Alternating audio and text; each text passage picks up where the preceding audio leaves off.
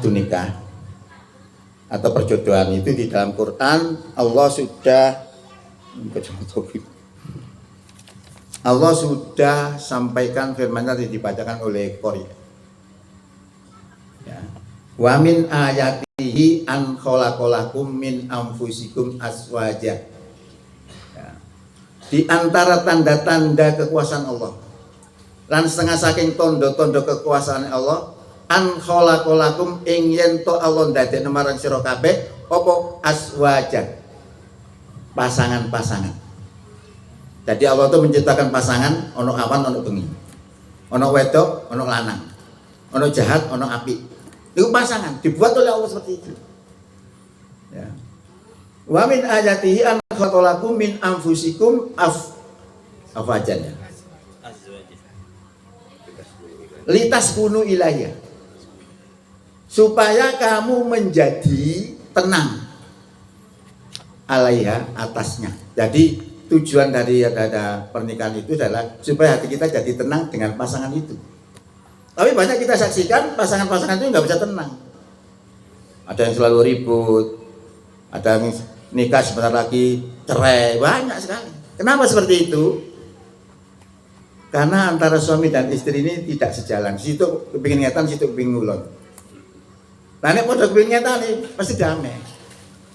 Artinya apa? Kalau suami istri itu pegang prinsip iman, apalagi kalau iman itu kemudian kita istiqomahkan, maka malaikat akan turun kepada kita, membisikkan kepada kita, ala takhofu wala tahzanu, innal ladzina qalu rabbunallahu tsumastaqamu tatanazzalul alaihimul malaikatu alla takhofu wala tahzanu wa basyiru bil jannati allati kuntum tu'adun. Sesungguhnya orang-orang yang mengatakan bahwa Tuhan kami adalah Allah lalu istiqomah, malaikat akan turun kepada kita semua ini sambil membisikkan alla takhofu wala tahzanu, jangan kamu takut dan jangan kamu bersedih, dan gembirakanlah dengan surga yang telah Allah janjikan untuk kamu. Ini kalau istiqomah. Jadi berpegang pada keimanan ketakwaan itu sangat penting. Nah, ini kuncinya. Kalau kita kepingin tenang di dalam berkeluarga, jadikanlah suami istri ini sama-sama iman takwa. Kenapa seperti itu? Karena iman takwa itu adalah sumber kebahagiaan. Saya tidak yakin kalau orang tidak takwa, tidak iman, kemudian dia merasa bahagia, tidak. Bahagianya sementara. Tapi yang hakikat bahagia itu adalah orang ketika menerima sesuatu yang tidak disukai, itu bisa bersabar. Ketika mendapatkan sesuatu yang dicocoki dengan hatinya, dia bisa bersyukur. Itu orang beriman. Nah, orang beriman itu ketika mendapatkan sesuatu yang tidak dicocoki dengan hati, dia berprasangka baik kepada Allah, bahwa apa yang menimpa dirinya itu adalah yang terbaik, cuma kita nggak paham. Qurannya mengatakan begini, boleh jadi kamu benci kepada sesuatu padahal itu baik untuk kamu. Boleh jadi kamu menyukai sesuatu padahal itu tidak baik untuk kamu. Allah mengetahui sedang kamu tidak mengetahui. Nah, kunci-kunci ini kunci kehidupan semua. Kalau kita berpegang seperti itu, tidak ada persoalan sudah. Masih dapat masalah, tenang. Karena itu memang diuji oleh Allah. Ujian itu tidak mesti tidak enak. Orang sugih itu ya diuji. Wong gak duwe ya diuji podo. Jangan dikira wong gak duwe diuji ndak. Sama-sama. Contoh orang kaya yang diuji, Korun. Korun itu saking sugih, kuncinya aja dipikir oleh sejumlah orang tidak kuat. Saking sugih. Diperintahkan oleh para ulama saat itu supaya bisa bersyukur. Dia jawab, dia kekayaannya itu bukan dari Allah, tapi kekayaan itu dari kepintarannya dirinya sendiri. Dia merasa ujub dengan kemampuannya. Lalu terjadi apa yang terjadi? Lalu karena dia pamer di kota dan keliling kota memamerkan hartanya dan bolo-bolonya itu, akhirnya Allah tenggelamkan Korun beserta hartanya ke dalam tanah. Maka kalau kita menemukan harta di dalam tanah namanya harta karun. Loh, ini diuji, soge tapi diuji gak lulus.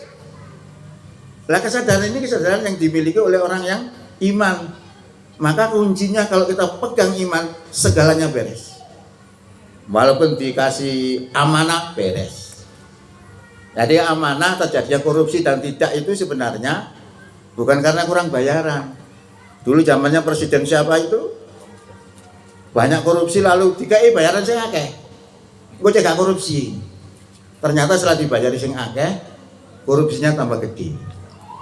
Nah ternyata bukan masalah kurang bayar, korupsi itu masalah kurang iman. Contoh orang yang tidak mampu nyambut gawe ini ngangon wedus berang-berang ewu, diuji oleh Umar bin Khattab, pemuda, jualah kambingmu seekor saja kepada saya. Apa jawab pemuda? Ini bukan milik saya tuan, ini milik majikan saya. Wes ngomong nang kene jeraganmu, nek wedhus sing mbok dol nang aku mang dimakan macan. Ya bener aja nih, sing ngomong ngoten sing duwe mboten cemerlang. Karena ribuan, jangankan satu, ambil 10 aja nggak tahu. Lalu apa jawab pemuda itu? Fa ainallah. Kalau kambing ini saya jual kepada Anda tuan, lalu di mana Allah itu? Lah karena dia menyadari keimanannya itu begitu, meyakini bahwa Allah melihat dirinya. Maka ketika dia melakukan korupsi, nggak jadi. Ini rahasianya. Maka memperjuangkan keimanan, ketakwaan menjadi sangat penting. Terutama di bulan Ramadan kemarin, perjuangan yang luar biasa.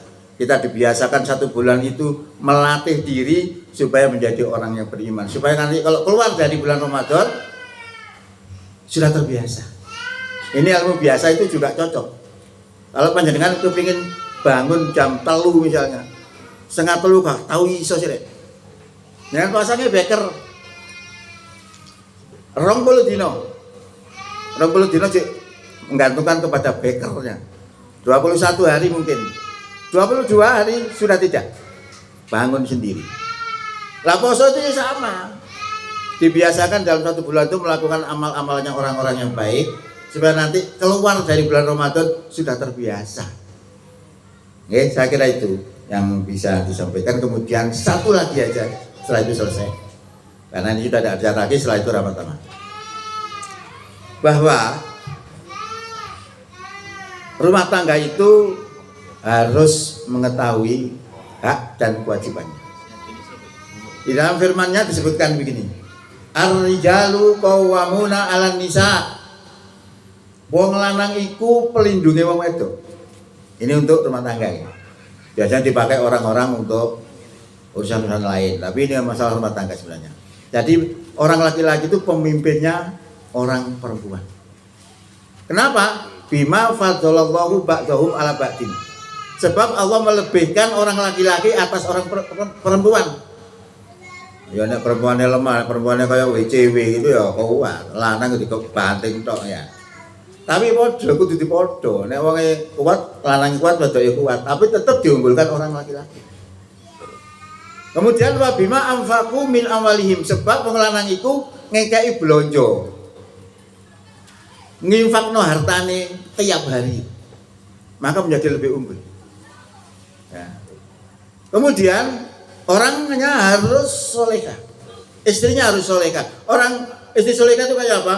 Fasolihatu qanitatun hafidhatul lil ghaibi bima hafidallah. Wong wedok sing soleh niku wong sing taat nang gone Allah lan iso njaga awake nalikane sing lanang gak ana omah. Nah, ini ciri-ciri orang yang solehah. Masih bojone gak ono, tidak akan berbuat serong. Sekarang ini kan lebih mudah ya, pakai HP mudah sekarang. Tapi kalau orang itu iman takwa, tidak akan melakukan itu. Nah ini apakah kita bisa seperti itu? Kalau kita bisa seperti itu luar biasa, kebahagiaan akan muncul pada kita. Ya. Fasolihatu qanitatun hafidhatul lil ghaibi bima hafidallah wallati takhafuna nuzuzahunna. Ya. Dan orang-orang perempuan yang kamu takuti nuzuznya itu termasuk orang melanggar ya. Kalau kata takut istri kita melanggar, faiduhu, maka nasihatilah dia. Wasuruhuna fil mazaji'i, nek dikandani cek gak kenek pisah ranjang. Kalau pisang ranjang tidak kena, wat ribuhuna disuruh mukul. Ini urut-urutannya kalau yang perempuan melakukan nuzus. Nah ini maka ajaran-ajaran Allah ini kita lakukan. Supaya apa? Supaya kita memperoleh berkah, supaya memperoleh kebaikan di dalam kehidupan kita. Ya saya kira itu yang bisa kami sampaikan dalam rangka syukuran sekaligus doa ya. Sekaligus doanya mau sekali. Oh, oke. Jadi saya harapkan ini menjadi motivasi kita bersama untuk mengkoreksi diri kita supaya menjadi orang yang bahagia. Itu apa? Kuncinya adalah ciptakan diri kita menjadi orang iman takwa. Pasti selesai. Nah sudah membuktikan semua. Orang-orang yang kelihatannya hartanya banyak bahagia itu belum tentu. Itu karena kita melihat dari kacamata kemiskinan. Kalau sama-sama orang yang kaya melihatnya beda. Persoalannya juga beda. Dulu ada orang Profesor Ehrenfest itu kaya raya, ya, dia punya anak tapi bodoh. Nah ini orang kaya raya tapi punya anak bodoh izin. Wong profesor kok dua anak bodoh, anak iso apa kira-kira? Kira-kira di sekolah nanti pancet nilainya jelek, dipindah tetap jelek. Lama-lama izin. Apa solusinya? Akhirnya anak ini ditembak kepalanya. Dia mati. Setelah ditembak, dia sendiri bingung. Akhirnya dia sendiri ditembak dirinya sendiri, bunuh diri. Dua nyawa sekaligus hanya gara-gara izin duwe anak kurang pintar. Coba kalau orang beriman dapatkan musibah seperti itu. Mungkin dengan musibah seperti itu ada kebaikan di dalamnya. Akhirnya bersyukur. Nah maka saya katakan kalau tidak iman tidak bisa bahagia. Itu hanya semu saja. Ya, jadi intinya hakikat iman itu adalah kebahagiaan itu sendiri. Maka menjadi penting untuk kita perjuangkan. Untuk itu mari kita akhiri dengan membaca doa kepada Allah SWT. Mudah-mudahan kita selalu berada di dalam keimanan dan mudah-mudahan iman itu menjadi indah, terasa indah di dalam hati kita, dan mudah-mudahan kita dibencikan kepada kekafiran, kefasikan, kedoliman dan kemunafikan. A'udzubillahi minasyaitonirrajim. Innallaha wa malaikatahu yusholluna 'alan nabi ya ayyuhalladzina amanu shollu 'alaihi wa sallimu taslima. Assalamualaikum ayyuhan nabiyyu wa rahmatullahi wa barakatuh. Allahumma sholli ala Muhammad wa ala ali Muhammad wa ala tabi'ina tabi'in wa alaina ma'ahum bi rahmatika ya arhamar rahimin. Allahumma ighfir lil muslimina wal muslimat wal mu'minina wal mu'minat al ahya'i minhum wal amwat innaka sami'un qaribun mujibud da'wat wa ya qadiyal hajat. Rabbana asrif anna azab jahannam inna azabaha kana gharama inna sa'at mustaqarra wa muqama. Rabbana hab lana min azwajina wa dzurriyyatina qurrata a'yun waj'alna lil muttaqina imama. Allahumma khaffif ilainal iman fazayyinhu fi qulubina wa karih ilainal kufra wal fusuqa wal isyan waj'alna minar rasyidin. Rabbana atina fid dunya hasanah wa fil akhirati hasanah wa qina adzabannar. Wa sallallahu ala Muhammadin sayyidil mursalin wa ala alihi wa sahbihi ajmain walhamdulillahi rabbil alamin.